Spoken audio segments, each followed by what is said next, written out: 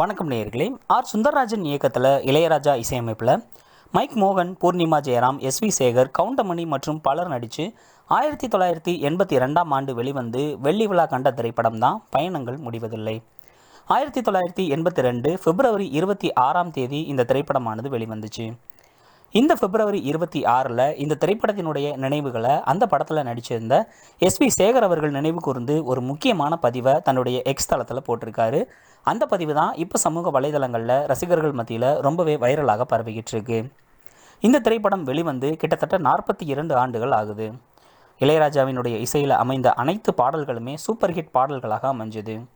மோகன், பூர்ணிமாவினுடைய காதல் நடிப்பு, கவுண்டமணியினுடைய கலக்கலான காமெடி அப்படின்னு அந்த காலகட்டத்தில் ஆரவாரமாக இந்த திரைப்படமானது மக்கள் மத்தியில் வெளிவந்து வெற்றியை பெற்று கிட்டத்தட்ட 25 வாரங்கள் வரைக்குமே ஓடி வெள்ளி விழா கண்டிருக்கு. இந்த படத்தில் நடிகர் மைக் மோகன் அவர்களினுடைய நண்பராக எஸ்வி சேகர் அவர்கள் ரொம்பவே சிறப்பாக நடிச்சிருப்பார். இந்த திரைப்படத்தை பற்றின நினைவு பதிவை தன்னுடைய எக்ஸ் தளத்தில் போட்டிருக்காரு.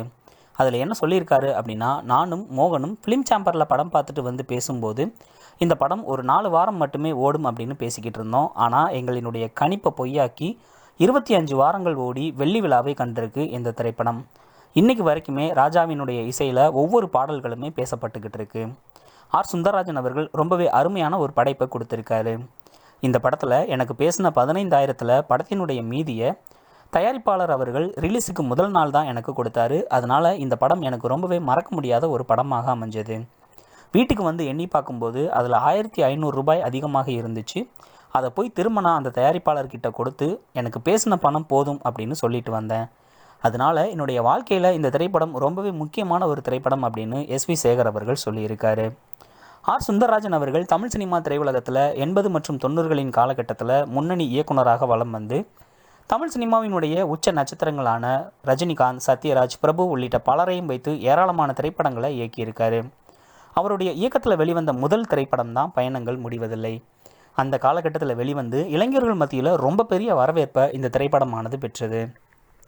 படத்தினுடைய திரைப்படம், கதையமைப்பு, காதல் காட்சிகள் இது அத்தனையும் தாண்டி இசைஞானி இளையராஜாவினுடைய இசையில் வெளிவந்த ஒவ்வொரு பாடல்களும் இன்றைக்கு வரைக்குமே கிளாசிக் ஹிட் பாடல்களாக அமைஞ்சிருக்கு. இன்றைக்கி இசை பிரியர்கள், இசை ரசிகர்கள் ஒவ்வொருவருடைய பிளேலிஸ்ட்டில் கண்டிப்பாக இந்த திரைப்படத்தினுடைய பாடல்கள் இடம்பெற்றிருக்கும்.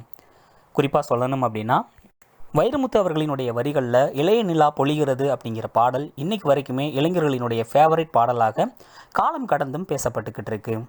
தமிழ் சினிமாவினுடைய காவிய காதல் திரைப்படமாக இந்த திரைப்படத்துக்கு என்றைக்குமே ஒரு இடமானது ஒதுக்கப்பட்டிருக்கும். இந்த திரைப்படத்தை பற்றின உங்களுடைய கருத்துக்களை மறக்காமல் கமெண்ட் செக்ஷனில் வந்து பதிவு செய்யுங்க. இந்த படத்தில் இருக்கக்கூடிய பாடல்களில் உங்களுக்கு எந்த பாடல் பிடிக்கும் அப்படிங்கிறதையும் மறக்காமல் வந்து சொல்லுங்கள்.